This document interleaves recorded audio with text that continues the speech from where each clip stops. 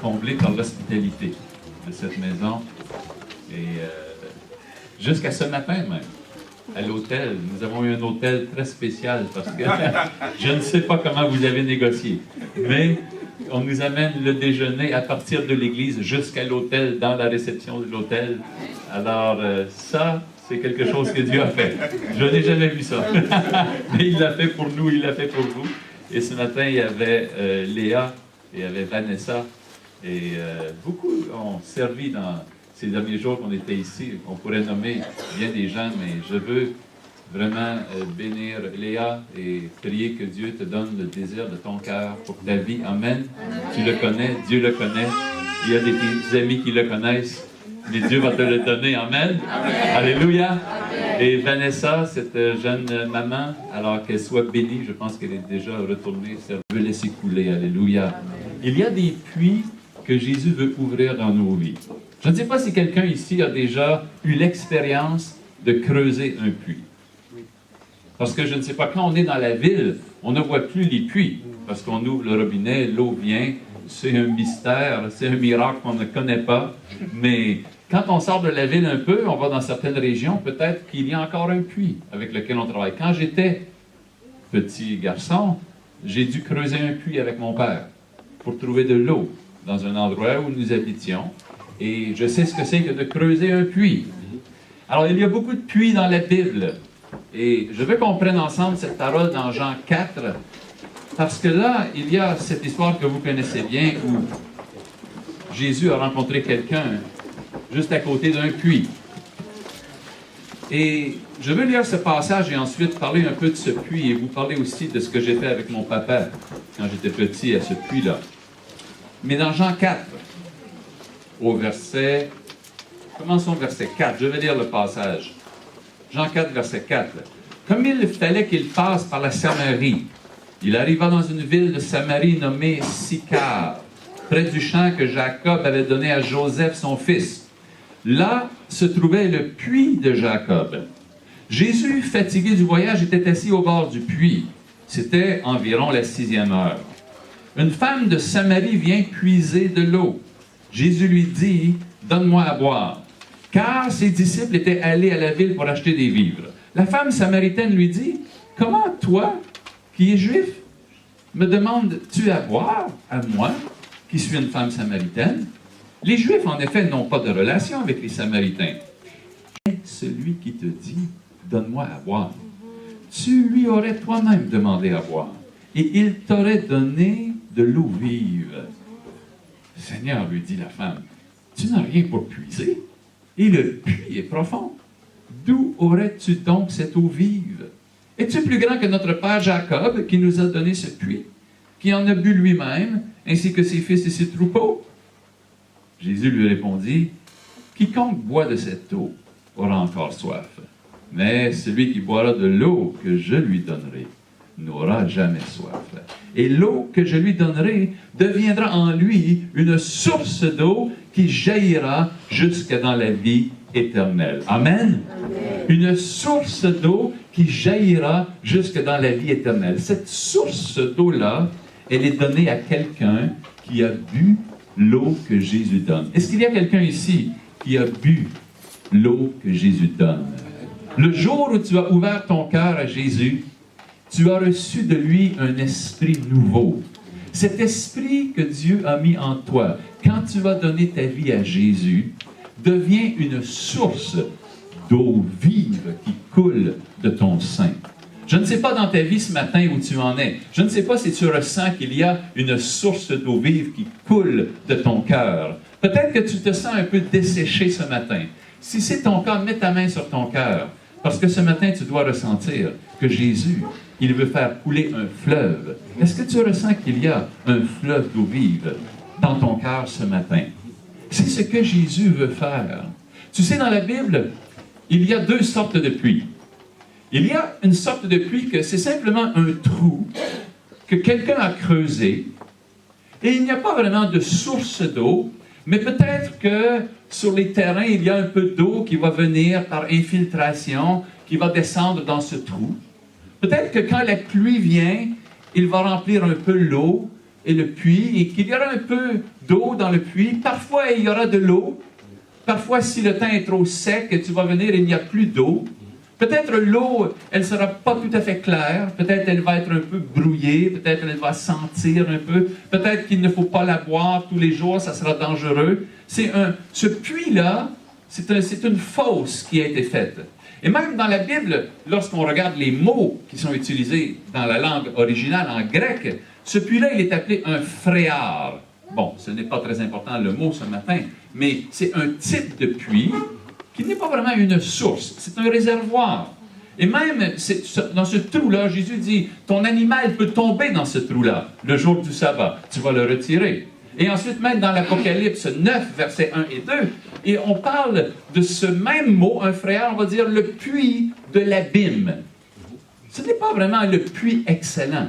Ce n'est qu'un trou, un réservoir qui était là. Et même ailleurs, des prophètes vont dire, vous vous êtes creusé des citernes qui sont crevassées, qui perdent de l'eau. Ce puits-là, tu ne peux pas te fier. Ce puits-là, il est là, mais demain, tu ne sais pas. Ce puits-là, aujourd'hui, il t'a donné à boire, mais demain, si tu le bois, peut-être il va te rendre malade. Ça, c'est un type de puits. Mais ce n'est pas le puits que Jésus a pour nous. Et l'autre type de puits, par contre, celui-là, le mot grec, c'est pégé. Et ce mot-là, ça, c'est un puits qui veut dire que tu as touché une source d'eau vive. Ce puits-là, il va toujours te donner la meilleure eau. Ce puits-là, quand tu en bois, l'eau, elle va être claire. Ce puits-là, il va te étancher ta soif. Ce puits-là, il ne manquera jamais d'eau. Même si le temps est sec, même s'il n'a pas plu depuis 2 mois, tu vas aller dans ce puits-là et tu vas sentir une fraîcheur qui monte parce qu'il y a une source qui est cachée dans la terre que Dieu a mis là et qui coule, on ne sait comment. C'est un mystère de Dieu. Il a mis des sources dans la terre et cette source-là va toujours alimenter le puits où tu vas aller. Ce puits-là, c'est le puits dont Jésus parle. Amen. Ce puits-là, c'est un puits qui a une source d'eau qui est excellente. Ce puits-là, c'est un type du Saint-Esprit que Dieu veut mettre dans ta vie pour qu'une source coule de ton cœur. Pour que quand tu rencontres quelqu'un là, tu ne sois pas une personne sèche. Que tu sois une personne où il y a la vie. Que tu rencontres une personne et les gens disent, non, quand je rencontre cette personne-là, je me sens bien. Amen. À chaque fois que je parle à cette sœur-là, je ne sais pas, mais après quand je parle, je sens que ça m'a fait du bien. Amen. Quand je parle à cet homme-là, je ne sais pas, mais il m'a encouragé. Il a quelque chose qu'il m'a donné. Tu vas rencontrer les gens du monde, ils vont te dire, mais qu'est-ce que tu as, toi? Je ne sais pas. Quand je suis à côté de toi, je ressens quelque chose. Qu'est-ce que c'est ton secret? Qu'est-ce qu'il y a dans ta vie qui vient toucher ma vie? Et tu vas lui dire, mais ça, c'est une source que tu dois découvrir. C'est une source que Jésus a mis en moi et qui vient te toucher, mon cher ami. Tu dois connaître la source que Jésus donne. Ça, c'est un puits d'eau vive. Le passage que nous venons de lire, il dit que le puits de Jacob, c'était un tel puits. C'était un puits qui donne une source d'eau vive. Mais quand la femme samaritaine va arriver et qu'elle va parler avec Jésus et qu'elle va lui dire, mais comment pourrais-tu puiser dans ce puits-là? Le mot qu'elle va prendre, c'est le mot pour le puits qui n'est rien. Elle parle d'un puits elle ne se rend pas compte. Quel est ce puits-là? Parce que parfois, Dieu a mis dans ta vie quelque chose. Il a mis un trésor en toi. Et si tu n'as pas fait attention, ce trésor que Dieu a mis en toi, il devient quelque chose de vide, quelque chose de commun. Tu n'en prends pas soin, tu n'y fais pas attention. Et le trésor qu'il met en toi, tu le regardes comme si c'était rien. Et à ce moment-là, cet bon puits d'eau vive, tu commences à l'appeler comme un trou où l'eau, n'importe quelle eau peut venir. Et tu négliges ce que Dieu a mis en toi et tu ne vois plus la révélation que Dieu a mis dans ta vie. Amen. Ce matin, je veux que tu vois que celui qui t'a aimé, le Seigneur Jésus, il n'a pas mis de mauvaises choses en toi. Amen. Ce Dieu qui t'a aimé, il a mis une source d'eau claire, une source d'eau vive en toi. Je veux que tu te regardes ce matin. et que tu dises, moi, j'ai reçu un puits d'eau vive que Jésus m'a donné. Je ne suis pas une personne sale, je ne suis pas une personne maudite, je ne suis pas une personne qui ne peut rien faire dans la vie. Je suis quelqu'un que Dieu a choisi. Je suis quelqu'un à qui Dieu a ouvert le ciel. Il a versé une source dans mon sein. Je suis devenu une source de vie, une lumière dans le monde. Je suis quelqu'un que Dieu aime. Je suis quelqu'un qui porte une source qui donne la vie. Alléluia. Amen. Je veux que tu réalises que c'est de toi que je parle. Amen. Oh, tourne-toi vers ton voisin et dis, il parle de toi. Et toi, réponds-lui, non, il parle de toi. Je parle de quelqu'un ici. Alléluia. Cette femme, elle a dit, ah non, mais ça, ce n'est qu'un trou d'eau. Ce n'est pas grand-chose. Ce n'est qu'un vulgaire trou qui n'a rien. Jésus dit, non, tu ne comprends pas. Je vais te révéler parce que moi, je suis la source. Je vais te révéler que si tu prends l'eau que je vais te donner, eh bien, tu n'auras plus jamais soif. Est-ce que quelqu'un a soif ici ce matin? Alléluia. Il faut avoir soif, mes amis. Il faut avoir soif. Parce que Jésus a quelque chose à donner. Alléluia. Il veut donner quand quelqu'un a soif. Alors, cette femme a eu cette révélation. Elle a dit, ah, mais si tu me donnes de cette eau, je n'aurai plus jamais soif. Je n'aurai plus besoin de venir puiser ici. Je n'aurai plus besoin de venir puiser ici parce que cet endroit, pour moi, il est devenu comme rien. Je n'aurai plus besoin d'être comme je suis. Je pourrais être quelqu'un de différent. J'aurai quelque chose de neuf. Elle a eu une révélation ce jour-là. Alléluia. Jésus va toujours te conduire à un endroit où tu vas trouver une eau abondante pour que tu deviennes une source, toi aussi. Alléluia. Il y avait une femme, beaucoup longtemps avant cela, qui s'appelait Agar. Vous connaissez cette servante qui avait été utilisée avec la femme d'Abraham. Abraham, ils avaient fait pour avoir un enfant et elle vivait avec son enfant et dans la maison et les jours passaient, les choses se produisaient et la maîtresse n'était pas heureuse et il y avait querelle et un jour, Abraham a dit, maintenant tu dois partir. Tu prends l'enfant et maintenant non, tu dois changer de lieu. Parfois, nous sommes dans un endroit, pasteur, et Dieu dit, tu vas voir, il faut changer de lieu. Mais parfois, ce sont les hommes qui viennent aussi, qui vont dire, non, là, vous étiez bien là, mais là, vous devez aller ailleurs. Vous devez partir. Peut-être que le propriétaire vient dire, non, ici, maintenant, vous devez quitter. Mais on était bien là. Non, mais maintenant, vous devez, peut-être c'est la mairie. Ils vont dire, non, l'église, là, non, vous devez quitter. Et là, tu vas être comme cette femme qui est allée au désert avec son enfant. Et elle avait juste un peu d'eau. Et elle a manqué d'eau. Ils ont commencé à avoir soif. Et l'enfant pleurait. La femme était désespérée. Peut-être que vous allez quitter cet endroit et les gens vont dire, non, mais pasteur, là, je me sens mal.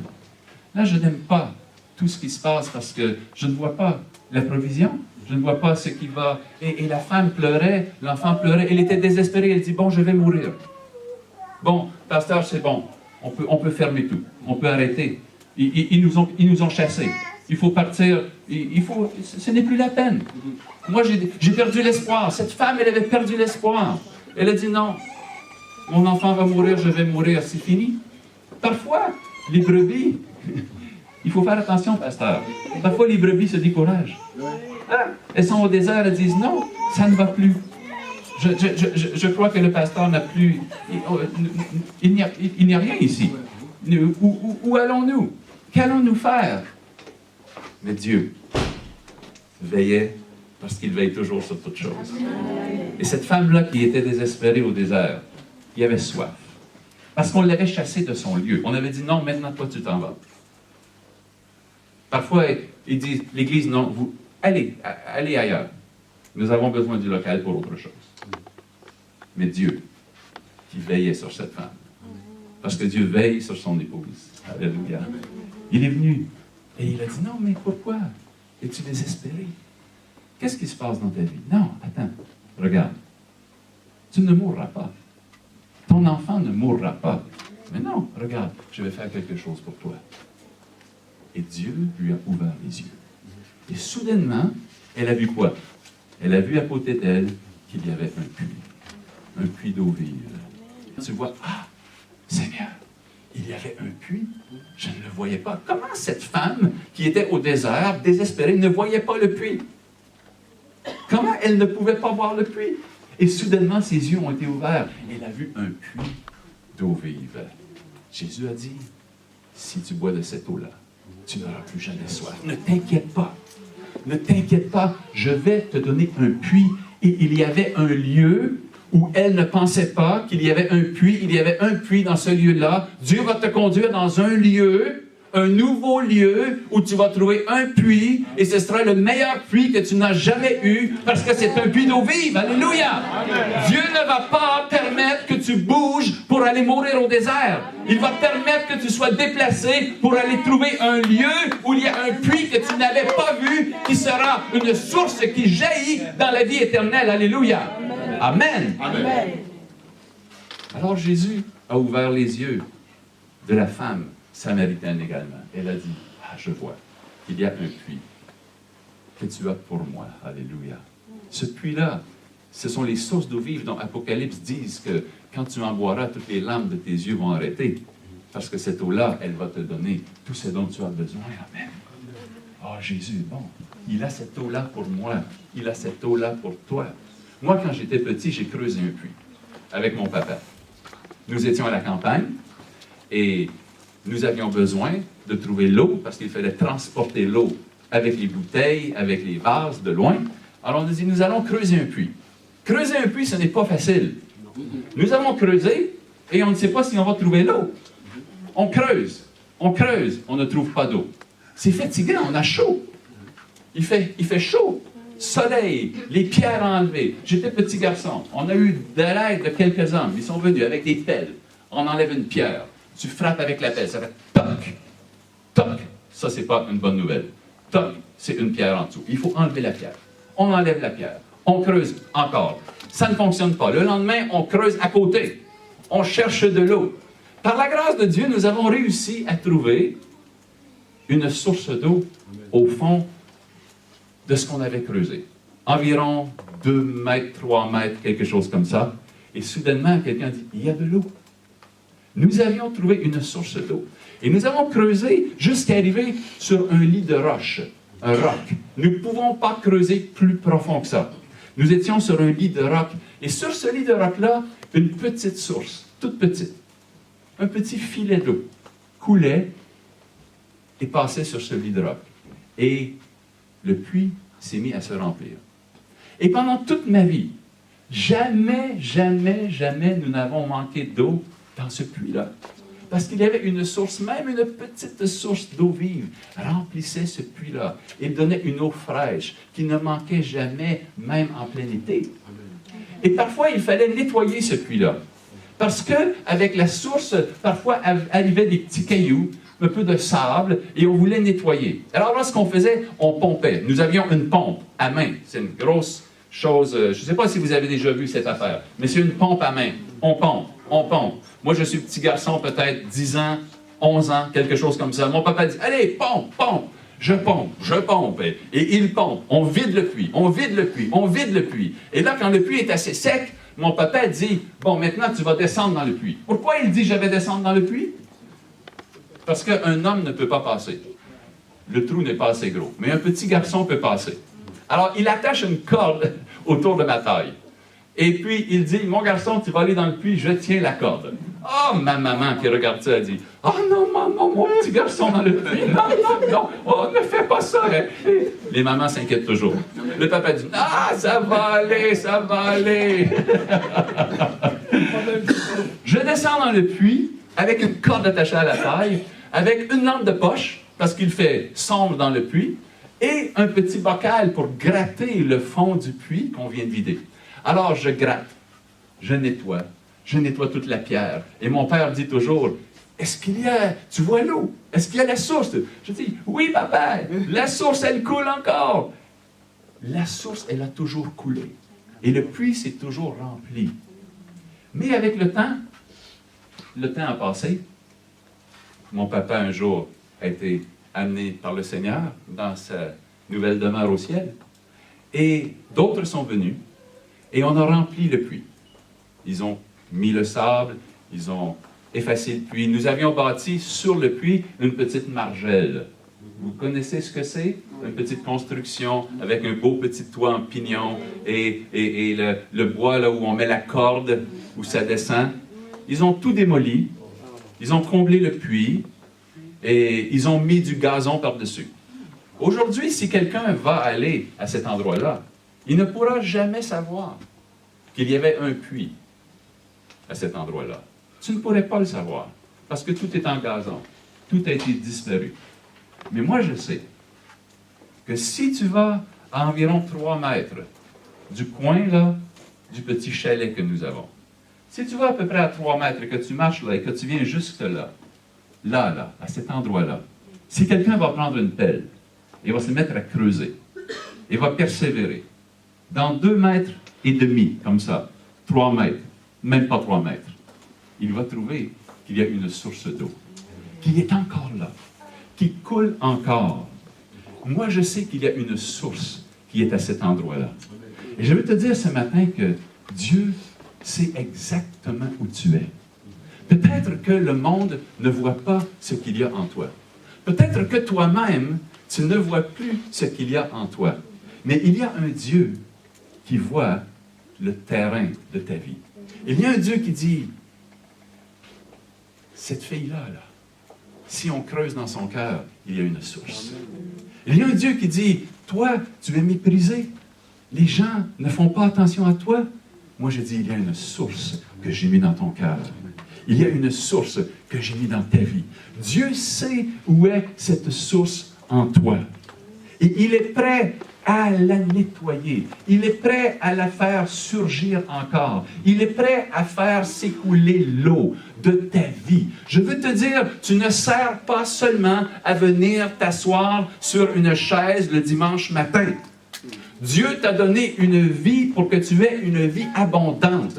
Que tu sois dans le monde une source qui donne à boire à tous ceux qui ont soif. Alléluia. Amen. Dieu n'a pas suscité une église comme la pierre angulaire sur laquelle il fait couler sa source pour qu'elle demeure cachée, pour qu'elle demeure là où elle est, mais pour qu'elle sorte, pour que l'eau vive soit manifestée, pour qu'elle remplisse l'espace, pour que l'espace s'agrandisse. Lorsque tu veux plus d'eau, tu agrandis l'espace. Alléluia. Ce que vous avez ici, c'est bien, mais Dieu a encore mieux. Quelqu'un peut dire Amen? Amen. Dieu a encore mieux pour vous. Amen. Il va agrandir le réservoir. Le réservoir va agrandir parce que la source est bonne. La source que vous avez est bonne. Alors Dieu va agrandir le réservoir. Il va vous montrer des nouveaux puits. Et il va donner abondamment pour tous ceux qui ont soif. Est-ce que quelqu'un peut dire Amen? Amen. Jésus prend soin de nous donner tout ce dont on a besoin pour que nous pouvions donner au monde. Alléluia. Amen. Est-ce que vous connaissez Jésus ce matin? Peut-être qu'il y a quelqu'un ici qui n'a pas connu Jésus encore.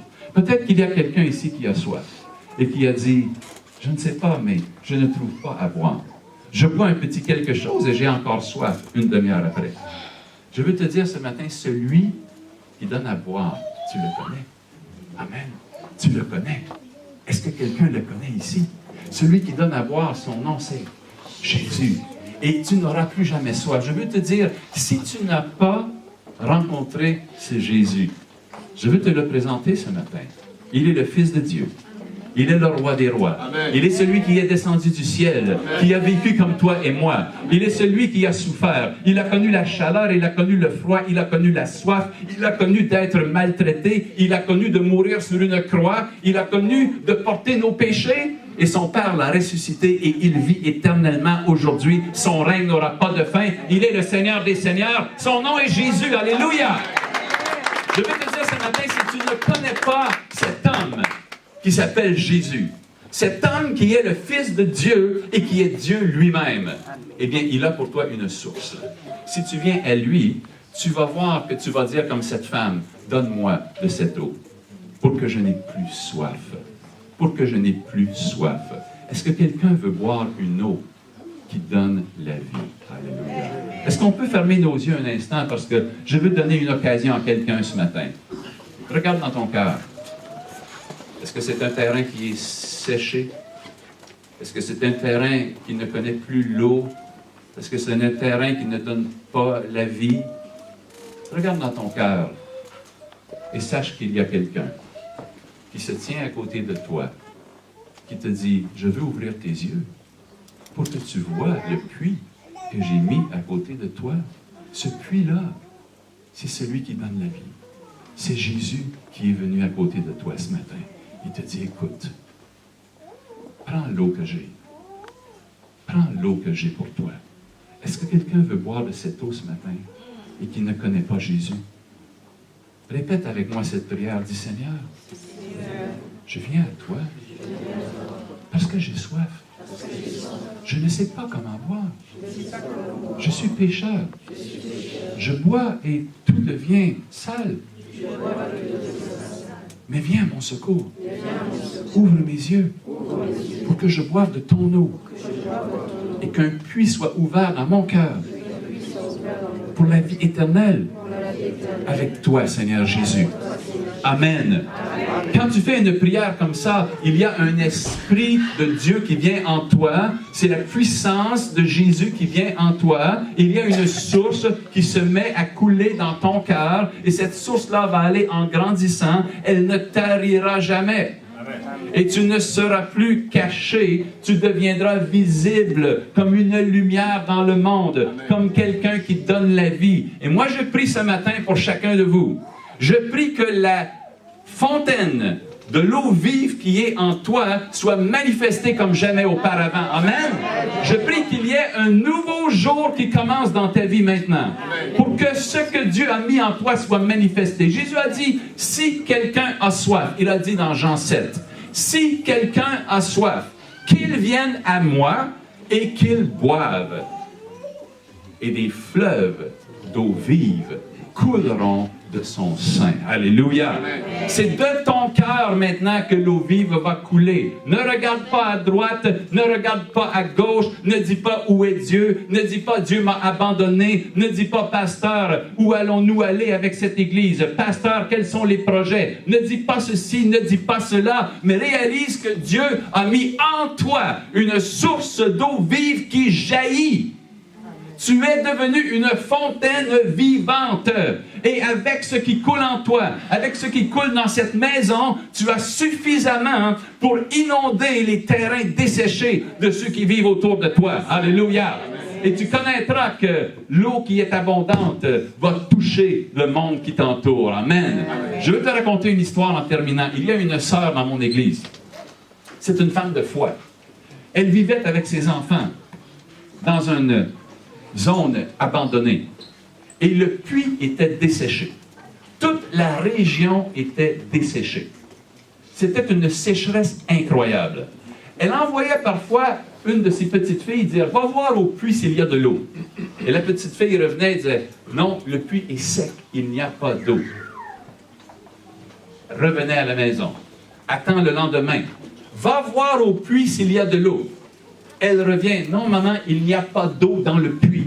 Tout est sec. Toute la région est sec. » Alors, cette femme, de foi, elle a dit non. Moi, je vais faire quelque chose. Parfois, il faut que tu te lèves et que tu fasses quelque chose. Amen. Parfois, il faut que tu arrêtes d'attendre que quelqu'un fasse quelque chose pour toi. Et toi, tu dois te lever et faire quelque chose. Amen. Cette femme, elle a dit non, je vais me lever, je vais faire quelque chose. Elle est allée au puits. Elle a descendu dans le puits jusqu'au fond du puits. Elle s'est tenue seule dans le fond du puits. Elle a levé ses mains, elle a commencé à louer Dieu. Et elle a chanté, Seigneur, des chants je ne me rappelle plus le chant qu'elle avait chanté. C'était un chant de source d'eau. Elle a loué Dieu avec un chant de source d'eau abondante. Tu donnes la vie, tu donnes l'eau. Je ne sais plus le chant qu'elle a chanté. Elle a chanté ce chant dans le fond du puits, avec sa foi. Elle est remontée, elle est sortie du puits. Elle est retournée dans sa maison. Elle a attendu 1 heure ou 2. Elle a dit à ses petites filles, va voir au puits s'il y a de l'eau. La petite fille est allée. Elle est revenue à la maison. Elle a dit, ah maman, pourquoi tu as fait ça? Elle a dit, qu'est-ce que j'ai fait? Pourquoi tu as prié tant, maman? Parce que là, je suis allé avec mes baskets et il y a tellement d'eau qui déborde du puits que mes pieds sont tout mouillés. L'eau jaillissait du puits et le sol était tout mouillé. Alléluia! Parce qu'une femme s'est levée sur la promesse de Dieu, elle a fait quelque chose avec. Je te dis, qu'est-ce que tu vas faire avec ce que je prêche ce matin? Amen. Alléluia. Amen. Est-ce que tu vas dire, avec la source d'eau qu'il y a en moi, je vais me mettre à déborder et je ne vais pas attendre, mais je vais aller avec la foi et je vais provoquer parce que Dieu m'a donné et je vais voir les miracles de Dieu. Alléluia. Amen. Et ça, c'est une femme qui s'est levée dans la foi. Je pourrais vous raconter beaucoup d'histoires de cette femme-là. Parce qu'elle est à notre église, elle s'appelle Pauline. Peut-être qu'un jour, elle viendra prêcher, pasteur. Amen. Un jour, il y avait une infestation de papillons de nuit, comme on appelle chez nous. Des chenilles, des papillons. La région était couverte de chenilles, de papillons, tellement que ça causait des accidents de la route. Parce que les chenilles qui étaient écrasées par les voitures les rendaient même la chaussée glissante. Et les voitures patinaient. Parce qu'il y avait partout des chenilles dans les arbres, sur les maisons. Et même, elle disait, sur les portes, tu ne pouvais pas prendre la poignée de la porte pour ouvrir. C'était des chenilles partout. Il fallait m'appeler. Hey. Cette femme-là, elle s'est levée. Elle a dit, non, ça suffit. Moi, je mange. Toi, tu manges. Elle avait une autre méthode. Elle s'est levée et elle a dit non. Elle est sortie dehors et elle a dit, ça ici, c'est mon terrain. De là, jusqu'à là, jusqu'à là, jusqu'à là, je ne veux plus de chenilles ici. Et après, une barrière s'est faite. Et toute la région était pleine. Et sur son terrain, sur sa maison, il n'y en avait aucune. Alléluia. Parce que ça, c'est l'appel que nous avons à nous lever par la foi. Maintenant, Dieu a dit, il a mis une source en toi. Est-ce que tu vas te lever et voir que cette source-là va couler? Ou est-ce que tu vas essayer de la contenir aujourd'hui? Je dis, c'est le temps de laisser couler l'eau abondante. Alléluia. C'est le temps de ne pas se plaindre. C'est le temps de dire, non, j'ai reçu, je vais donner. Jésus a dit, tu as reçu gratuitement, tu vas donner gratuitement. Mais parfois, on n'a pas conscience qu'on a reçu. Est-ce que quelqu'un peut dire, j'ai reçu? J'ai reçu. Quand tu as donné ta vie à Jésus, tu as reçu. Tu as reçu un esprit nouveau, tu as reçu une source d'eau. Et je prie pour toi ce matin au nom de Jésus. Amen. Que ce qui est en toi va se manifester comme jamais auparavant. Je te dis que la vie d'un chrétien, la vie d'une chrétienne, ce n'est pas d'être arrêté dans un désert pour le reste de ta vie. Ce n'est pas d'être empêché d'agir pour le reste de ta vie. Il y a des épisodes difficiles dans la vie, mais nous passons au travers parce qu'il y a une source qui jaillit en nous. Remets ta main sur ton cœur ce matin. Alléluia. Seigneur, je te remercie parce que cette source-là, on ne peut pas la bloquer. Cette source-là, Seigneur, un jour, elle va jaillir.